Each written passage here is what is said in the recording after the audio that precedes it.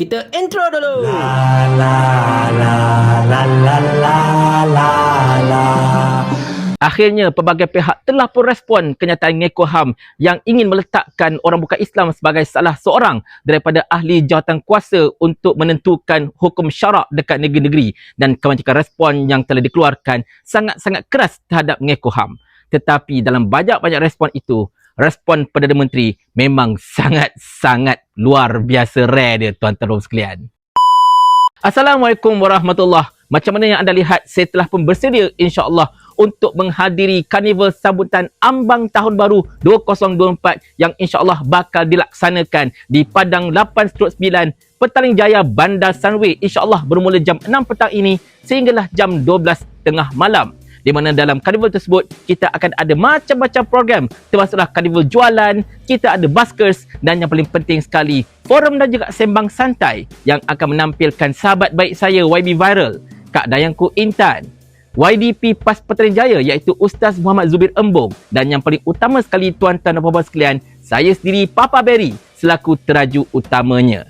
Jadi insya-Allah dijemput kepada anda semua, bawa sahabat handai, bawa kaum keluarga, sama-sama kita membanjiri Padang 8/9 Bandar Sunway Petaling Jaya bermula jam 6 petang ini untuk memeriahkan karnival sambutan ambang tahun baru 2024. Bersama-sama kita recap kembali apa yang berlaku sepanjang tahun 2023 dan kita bersedia untuk berhadapan dengan tahun 2024 yang dijangka jauh lebih mencabar buat kita semua. Kita kembali ke topik kita, tuan-tuan dan puan-puan sekalian. Seperti yang dijangkakan, cadangan daripada Ngeko Ham berkenaan dengan hendak meletakkan orang bukan Islam dalam jawatankuasa teknikal untuk menentukan hukum syariah dekat negeri-negeri mendapat respon daripada pelbagai pihak.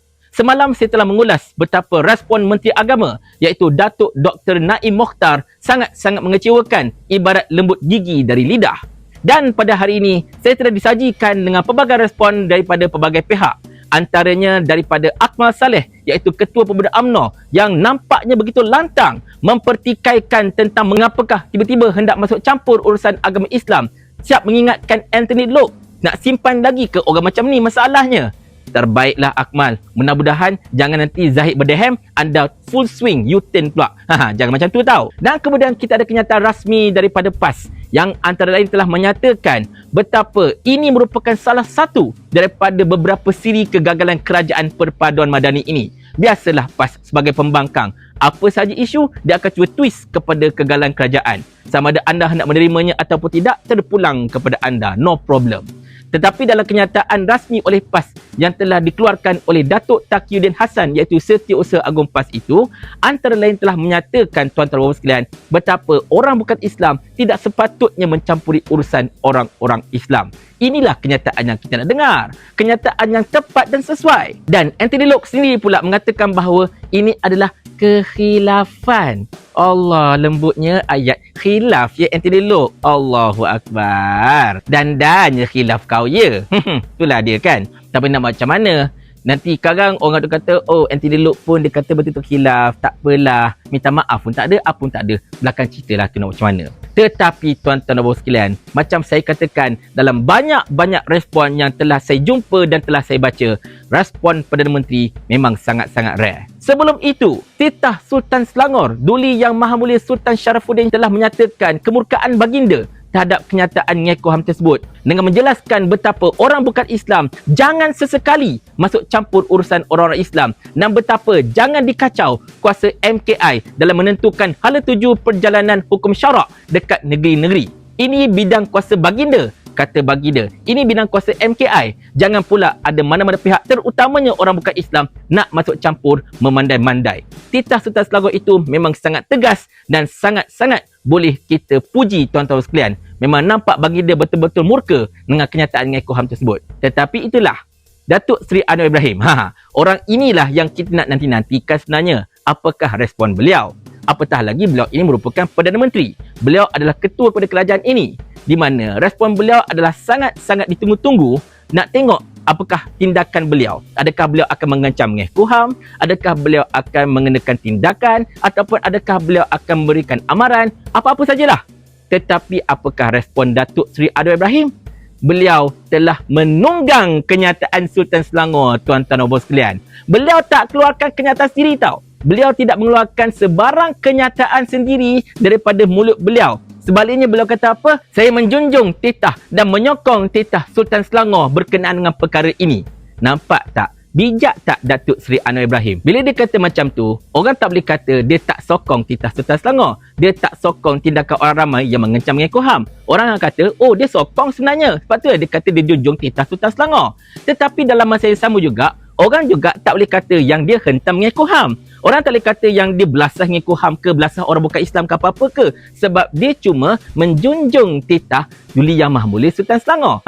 Bijak tak bijak tuan-tuan dan puan-puan sekalian, menunggang titah Sultan menyelamatkan diri sendiri daripada mengeluarkan sebarang kenyataan. Yelah, banyak hati yang hendak dijagakan. Wallahu'alam bisawab. Tetapi itulah dia tuan-tuan dan puan sekalian, nampak sangat yang Perdana Menteri kita ini tidak ada kekuatan. Kita nampak macam tak ada kekuatan untuk mempertahankan Islam ini.